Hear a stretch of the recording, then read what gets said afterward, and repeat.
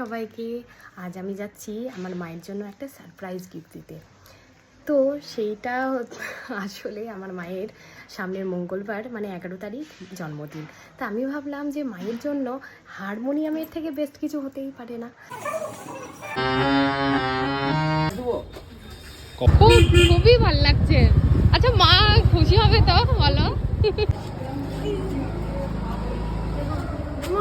আমার জন্য কি নিয়ে এসেছে দেখো। Happy birthday. এই তো এটা কত বড় একটা গিফট। ফেসবুকে পাইনি তো? না মঙ্গলবার আজকে এটা সারপ্রাইজ গিফট হলো। আরে গুড। ওরে বাবা কি সুন্দর হয়েছে হারমোনিয়ামটা। তোর বাবা তো গান শিখেছিল? হ্যাঁ, জানো তো গান। কি ভালো লাগছে।